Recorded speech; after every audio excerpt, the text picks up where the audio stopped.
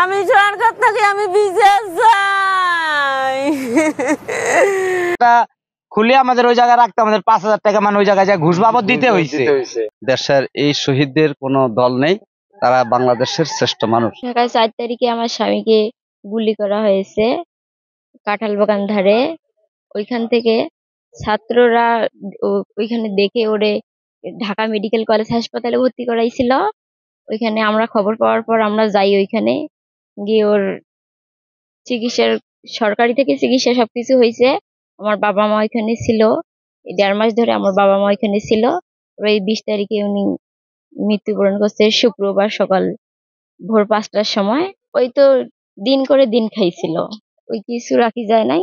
মানে যেটা ও যদি বাঁচি থাকতো কাম করে আমাদের খাওয়াতো। এখন তো এই দুনিয়ায় নাই। এখন আমি আমার মেয়েকে কিভাবে চালাবো? আমি তো একজন নারী হয়ে যতটুকু ইয়ে করার দরকার আমি করব, কিন্তু সরকারের কাছে এইটাই আমার চাওয়া যে ওর যেন লেখাপড়ার খরচ থেকে বিয়ে শাদী ব্যাপার কিছু দায়িত্ব নেয়। এইটাই পৈশাচিক ভাবে ছাত্র জনতার উপর নির্বিচারে গুলি চালিয়েছে। সেই গুলির শিকার হয়েছিলেন আমাদের সহযোদ্ধা, আমাদের রাজপথের সাহসী বীর নয়ন। তিনি ঘটনাস্থলেই আপনার গুলিবিদ্ধ হন এবং ছাত্রলীগ যুবলীগের কর্মীরা তাকে তার দেহ যখন নিতর দেহ যখন পড়ে রয়েছিল তখন তাকে বেদমভাবে মারধর করে।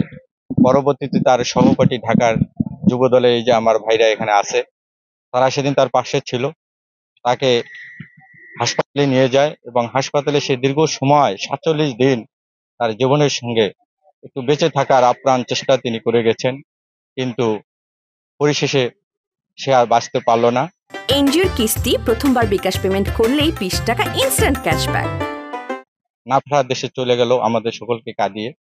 নয়নের মৃত্যুতে আমরা জেলা যুবদল, আদিতমারী উপজেলা যুবদল এবং দুর্গাপুর ইউনিয়ন যুবদল এবং জাতীয়তাবাদী যুবদলের কেন্দ্রীয় নেতৃবৃন্দ সহ আমরা সকলেই তার শোক সম্পন্ন পরিবারের প্রতি গভীর সমবেদনা জ্ঞাপন করছি।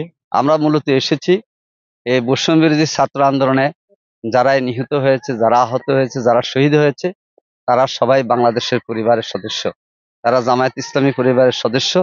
তারা যে যে দল করুক না কেন, আমরা মনে করি যে তারা দেশের সম্পদ। দেশের এই শহীদদের কোনো দল নেই, তারা বাংলাদেশের শ্রেষ্ঠ মানুষ। আমরা এই পরিবারের সাথে দেখা করেছি, তার শ্বশুর এবং তার ওয়াইফের সাথে, স্ত্রীর সাথে দেখা করেছি। তার 2.5 বছরের একটি সন্তানকে আমরা সান্ত্বনা দিয়েছি এবং আমরা মনে করি যে সারা বাংলাদেশে হাজারের অধিক যে মানুষ, ছাত্র ছাত্রী, মহিলা এবং শ্রমিক নিহত হয়েছে, তাদের রক্ত বৃথা যাবে না। তাদের রক্তের বিনিময়ে বিগত 15 বছরের স্বৈরাচার বিতাড়িত হইতে বাধ্য হয়েছে। পুলিশ যখন ধাওয়া দেয় তখন তো হইলো গুলি করতে করতে পুলিশ আসতে আসতে আমরা তো সবাই হইলো ঘুরে দৌড় দিচ্ছি, তোর মাথায় গুলি লেগেও হইলো পড়ে যায়, কিন্তু তখন আমরাও যে ওরে রিসিভ করার মতন আমাদের সুযোগ ছিল না। আমরা সবাই দৌড়াচ্ছি, মানে পালাই গেছি। তারপরে যে রাস্তার যারা পথচারীরা 2 জন ছেলে হইলো ওরা ধুইরা একটা রিস্কায় উঠে নিয়ে ঢাকা মেডিকেল নিয়ে শুধু ওরা জাস্ট শুধু ভর্তি করে দিয়েই যে আহত, মানে রাস্তায় হইলো যে গুলি খেয়ে পড়া ছিল। তারপরে হইলো আমরা রাতে 10টার দিকে যাই, ওরা ঢাকা মেডিকেল আমরা খুঁজে বাই করি যে হ্যাঁ মেডিকেলে শুধু ভর্তি। আর তখনও মানে কোনো ট্রিটমেন্ট ধরে নাই। আর তখন তো মানে ফাঁসিবাদী সরকারের নিয়ন্ত্রণে সব ছিল, তাই হলো যারা মানে আন্দোলনকারী তাদের মানে তখন কোনো চিকিৎসারই মানে করতে ছিল না। আমাদের তখন হইলো মিথ্যা কথা বলতে হইছে যে ও হইলো অ্যাক্সিডেন্ট হইছে, মানে মিথ্যা কথা বইলা যে ডাক্তার হইলো গুলিটা করছে, ওই ডাক্তার বলছে যে ভাই আপনার এই জায়গায় একটু মিথ্যা রাস্তা নিন, নাহলে আপনাদের রোগীর ঠিক মানে ট্রিটমেন্টটা হবে না। তো ওই ডাক্তারের বুদ্ধি, মানে ও ডাক্তারটা আসলে কি বলবো, ইয়াং ছিল তো, একটা স্টুডেন্ট হয়তো, তো মানে ও খুব ভালো একটা আমাদের দিছে যে আপনার এখন হইলো এইভাবে ওর পরিচয়টা দেন। তো দেওয়ার পরে ওর হইলো অপারেশনের করে। তো তারপরে রাত্রি 3টা বাজে হইলো ওর অপারেশনের জন্য ওর রুমে ঢুকায় প্রায় 1.5 ঘন্টা পরে ওর অপারেশন শেষ হয়। অপারেশন শেষের পরে এই যে ডাক্তার হইলো গিয়ে আমাদের এই যে এটা বাইর করে দেয়, যে এটা হইলো গিয়া রাতে 4টা বাজে অপারেশন রুম থেকে বাইর করে এটা দেয়। এটা দিয়ে আমাদের বলে যে আপনি এটা সংরক্ষণগারে রাখেন, যে যদি রুগীর আমরা নেক্সটে যদি মানে বুঝি যে এটা মানে ভালো হইব, তাইলে এটা আমরা আবার আপনাদের কাছে চামু, তখন আপনাদের এটা আমাদের আবার দিতে হইব। স্যার এটা আমরা কোথায় রাখবো, যেটা আসলে আমাদের সংরক্ষণগার আছে।